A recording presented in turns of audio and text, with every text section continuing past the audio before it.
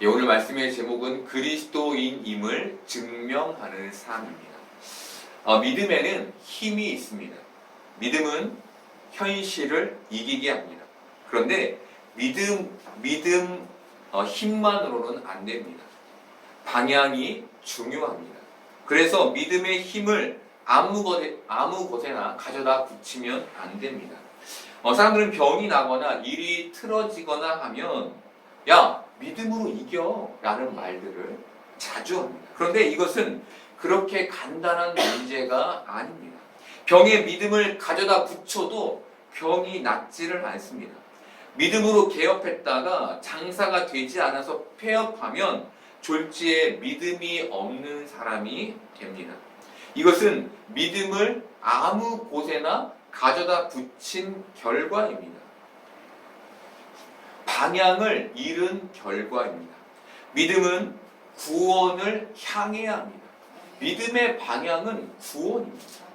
이것이 믿음의 방향입니다. 예수님은 산상수훈을 통해 구원이 무엇인지 설명해 주셨습니다. 많은 사람들에게 산상수훈을 설명하신 후 예수님은 병자들을 고치시기 시작했습니다. 예수님께서 산상수훈, 구원에 대해 말씀하신 후 병자들을 치료하신 이유는 구원이란 이런 것이다 라는 것을 보여주시기 위해서였습니다. 바로 구원이란 이런 것이다 라는 것에 대한 증명이었습니다. 그런데 사람들은 예수님의 능력에만 집중했습니다. 예수님이 뭘 말씀하고 계신지, 뭘 보여주고 계신지에 대해서는 관심이 없었습니다. 그래서 빌라도의 법정에서 힘을 잃은 예수님은 더 이상 그들에게 가치 있는 존재가 아니었습니다. 그 결과 예수님은 십자가에 버려지게 됐습니다. 우리에게 믿음의 가치는 구원에 있어야 합니다. 우리는 세상의 모양에 가치를 두지 않아야 합니다. 세상의 모양에 가치를 두면 그 가치는 결과에 따라 흔들리게 됩니다. 그러다 가치를 잃으면 가치를 얻기 위한 힘도 잃게 됩니다. 그러면 기도하지 않게 되고 성경도 읽지 않게 되고 겉도는 신앙을 갖게 됩니다. 그 가치를 잃어버렸기 때문입니다. 바울은 믿음의 방향을 삶의 끝에 있을 구원에 두었습니다. 그에게 믿음의 가치는 구원이었습니다. 그래서 바울은 19절 후반절에서 나를 구원에 이르게 할 줄 아는 고로 라고 말하는 것입니다. 이 구원의 의미는 학자들마다 의견이 갈립니다. 어떤 부류는 바울이 옥에서 풀려나게 될 것이라는 기대를 말한 것이다 라고 말합니다. 다른 부류는 바울이 영적인 구원에 이르게 될 것을 말한 것이다 라고 말합니다. 둘 중 조금 더 무게가 실리는 해석은 후자입니다. 바울은 2년이라는 기간 동안 로마의 옥에 갇혀 있었습니다. 복음을 전한 죄밖에 없는 바울은 한두 달이면 풀려날 것이라고 생각했을 것입니다. 그런데 6개월이 지나고 1년이 지나며 바울은 자신의 생각을 바꿔야 했습니다. 하나님이 왜 나를 이곳에 가두었는지 스스로 답해야 했습니다. 그 답을 찾아야 했습니다. 바울은 2년이라는 기간 동안 삶과 죽음의 경계에 놓여 있었습니다. 생각해 보십시오. 얼마나 초조했겠습니까? 하나님이 왜 자신을 이곳에 가두었는지, 그리고 자신의 삶과 죽음의 경계 속에서 그가 답을 찾기 위해 고민할 수밖에 없었던 것이죠. 그런데 그때 바울은 빌립보 교회의 소식을 듣게 됐습니다. 그 소식은 자신이 없음에도 불구하고 복음이 2배나 더 크게 전파됐다는 소식이었습니다. 이때 바울은 하나님의 일하심을 봅니다. 자신이 없어도 일하시는 하나님을 봅니다. 이 경험은 바울의 믿음을 증가시켰습니다. 왜냐하면 스스로 일하시는 하나님이 자신의 구원에도 똑같이 스스로 일하실 것이기 때문이었습니다. 이것이 오늘 19절 시작 말씀에 이것이의 의미입니다. 우리는 환경에 영향을 받습니다. 실패하면 낙심합니다. 아무도 자기를 도와줄 수 없다고 판단합니다. 하지만 하나님의 일하심을 보면 상황은 달라집니다. 바울이 그랬습니다. 대부분 우리는 하나님의 일하심을 나에게서 찾습니다. 나에게 기적이 찾아오기를 기대합니다. 그것을 바라며 하루하루를 사는 것이죠. 하지만 오늘 바울은 그것을 뛰어넘습니다. 바울은 밖을 보고 있습니다. 내게는 아무런 일도 일어나지 않지만 여전히 일하시는 하나님을 바울은 보았습니다. 그리고 그것으로 위로를 받았습니다. 여러분, 나에게만 갇혀있지 마시고 밖을 보십시오.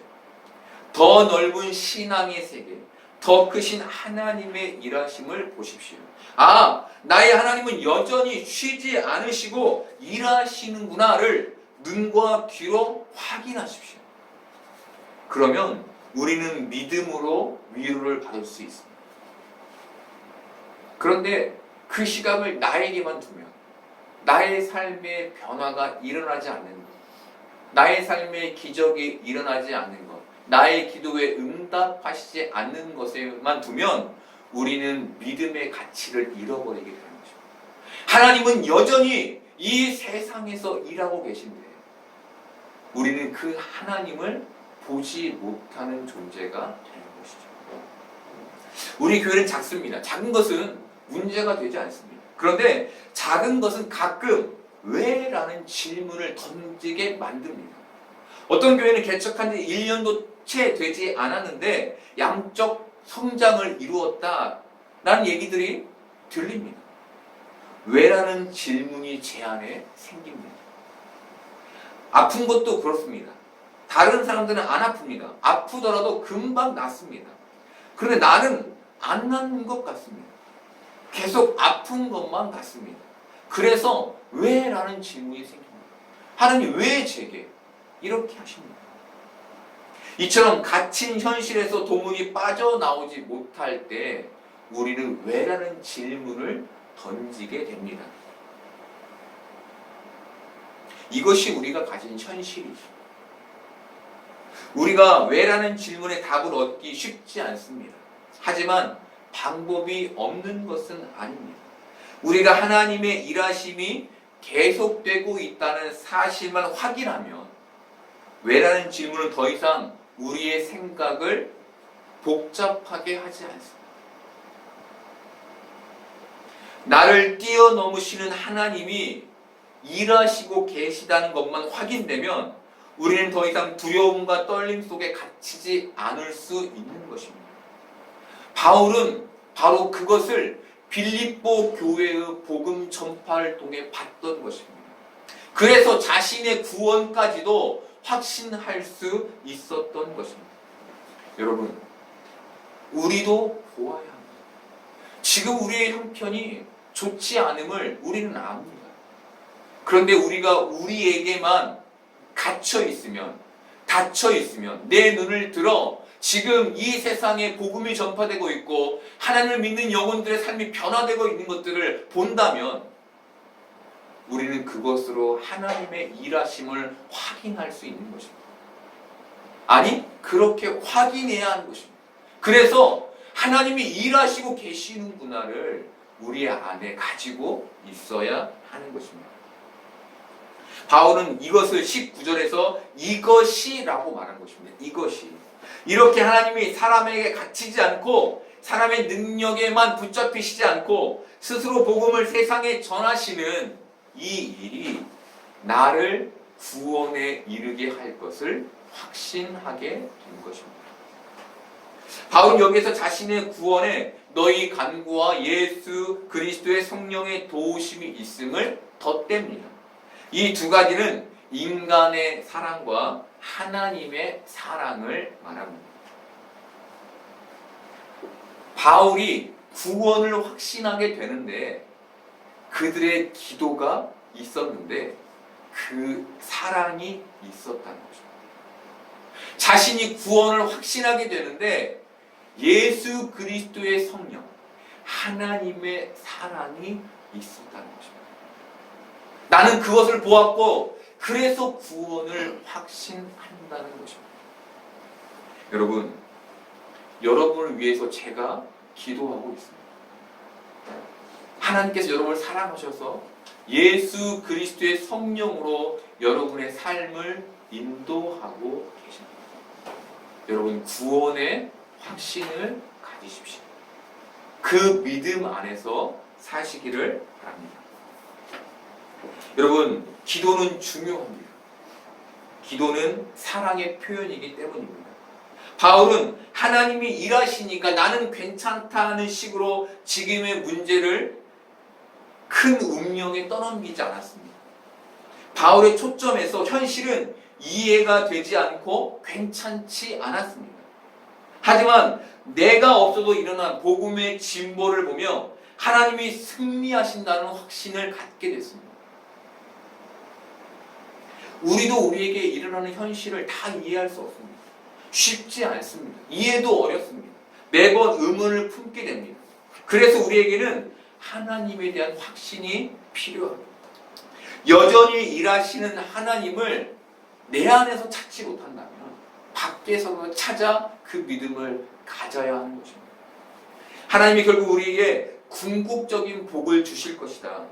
우리가 손해보지 않게 하나님이 우리에게 일하실 것이다 라는 확신, 그 확신을 가져야 하는 것이죠.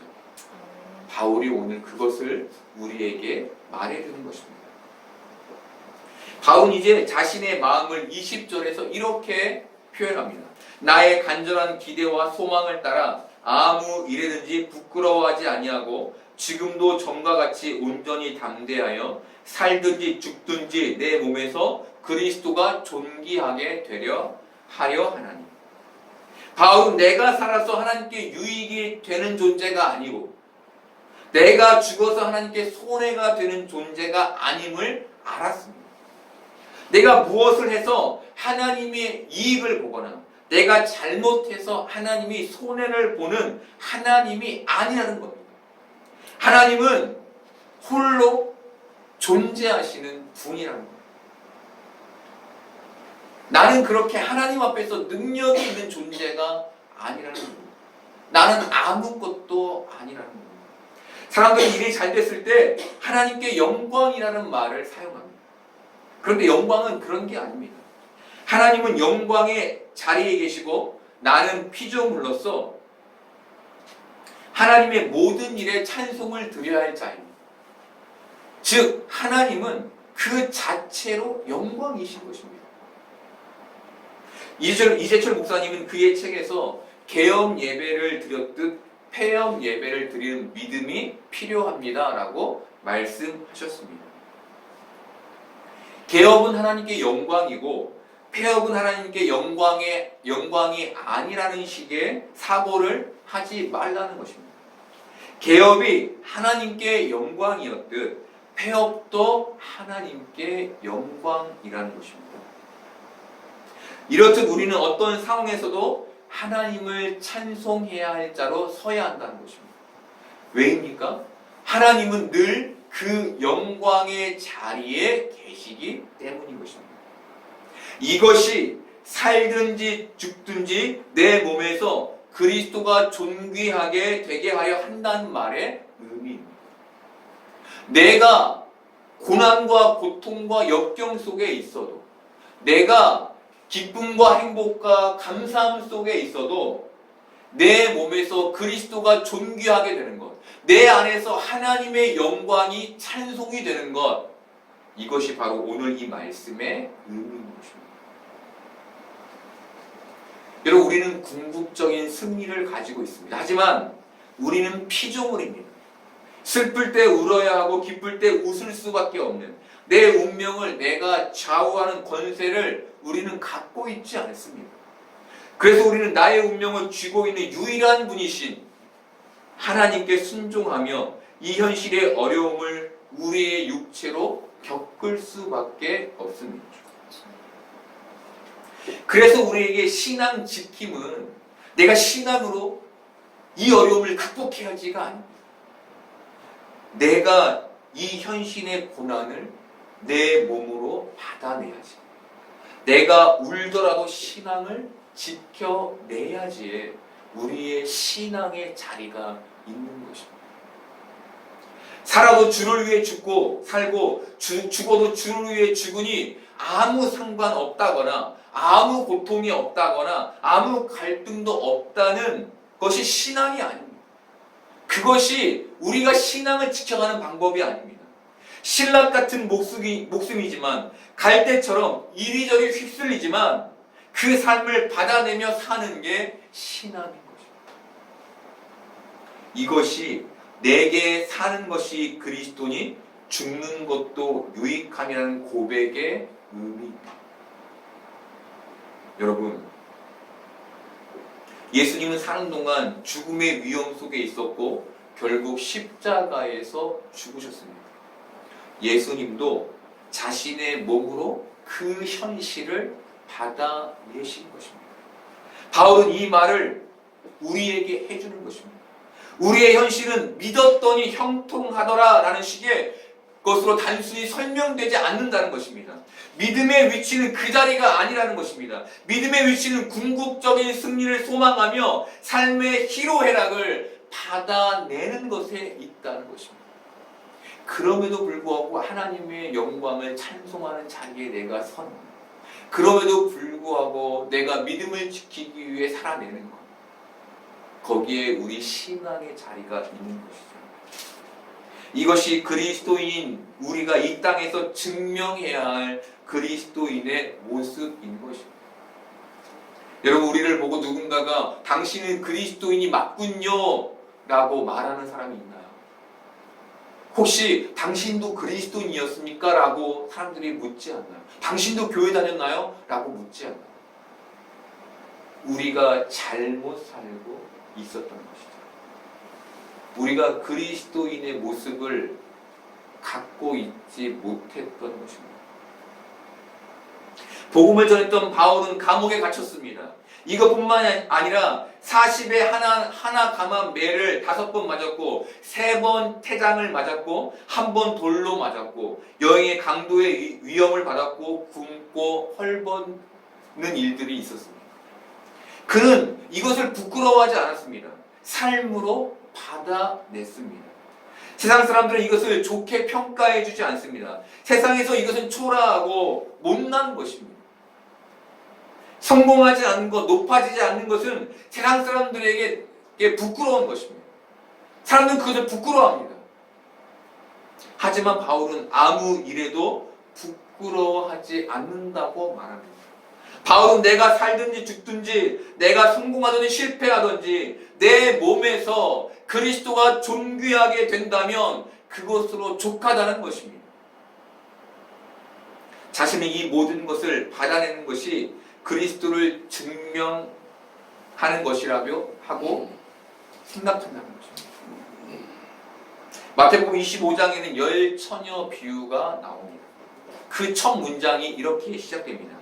그때의 천국은 마치 등을 들고 신랑을 맞으러 나간 열 처녀와 같으니. 이 문장을 읽는데 이해할 수 없는 단어를 만났습니다. 예수님은 천국이 열 처녀와 같다고 하십니다. 천국은 좋은 곳입니다. 그렇죠? 천국은 좋은 곳인데 슬기로운 5 처녀뿐만 아니라 미련한 5 처녀까지도 천국이라고 말씀하시는 것입니다. 저는 이 말씀을 이해할 수 없었습니다. 그래서 이 말씀을 묵상하며 제가 찾아낸 실마리는 이 말씀의 첫 시작인 그때에 있었습니다. 그때에라는 말은 심판을 의미합니다. 심판의 때에 천국은 열 처녀와 같다는 것입니다. 여러분, 천국은 구원의 은혜만을 말하지 않습니다. 천국은 동시에 심판도 의미합니다. 알곡과 가라지가 나뉘어지는 게 천국입니다. 예수님은 그것을 말씀하신 것입니다. 슬기로운 다섯 처녀는 기름 등불과 함께 넉넉한 기름을 준비했습니다. 이 처녀들은 결혼 행진의 가장 선두에 서서 그 등불로 신랑을 신부의 집으로 온전히 인도했습니다. 결혼 잔치에 참여하게 됐습니다. 하지만 다섯 처녀는 혼인 잔치에 참여할 수 없었습니다. 기름 등불을 준비하지 않았기 때문이었습니다. 심판입니다. 그리고 이 말씀은 이렇게 끝이 납니다. 그런즉 깨어 있으라. 너희는 그 날과 그 때를 알지 못하나니. 여러분, 무슨 얘기를 예수님이 해주시는 것입니까?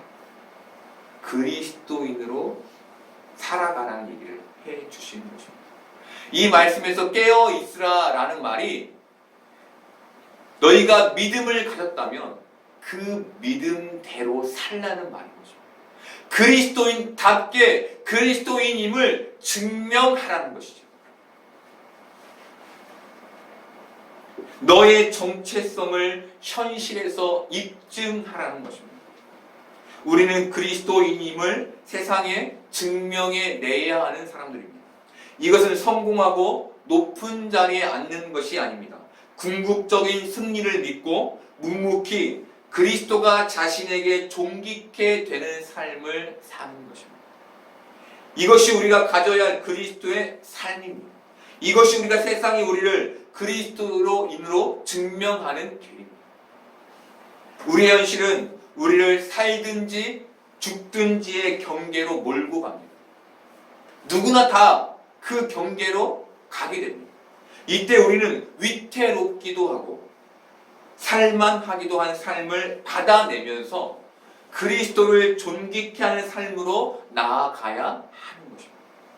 세상은 우리가 세상의 풍파와 시험에도 아랑곳하지 않고 그것을 꿰뚫고 나가는 것을 제일 먼저 알아봅니다.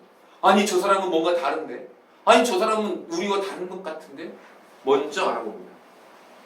그렇게 세상의 영향력에 흔들리지 않을 때 우리를 새롭게 봅니다. 이때 세상 사람들은 우리의 믿음의 가치를 보게 되는 것입니다. 우리가 세상의 풍파에 흔들리지 않으려면 우리 믿음의 방향을 구원으로 돌려 놓아야 합니다. 그 궁극적인 승리가 우리에게 주어졌음을 볼 수 있어야 합니다. 세상보다 크신 하나님이 지금도 일하시고 계심을 보는 눈이 필요합니다. 하나님은 우리가 손해보도록 내버려 두시지 않으신다는 믿음을 가질 필요가 있습니다. 하나님은 우리가 믿음으로 이 땅의 고난에 견딤으로 신앙을 잘 지켜가며 그리스도인임을 증명하기를 바라십니다. 여러분, 우리가 이 땅에서 깨어 있음으로 기름등불 준비한 슬기로운 다섯 처녀처럼 빛이 되어 그리스도인임을 증명할 수 있기를 바랍니다. 고통이 찾아올 때, 기쁨이 찾아올 때 묵묵히 그것들을 받아내며 그것들을 꿰뚫으며 하나님께 영광을 올려드릴 수 있기를 바랍니다. 그래서 우리가 이 세상에 그리스도인임을 증명함으로 하나님이 영광 받으시는 복된 삶을 살 수 있기를 소망합니다.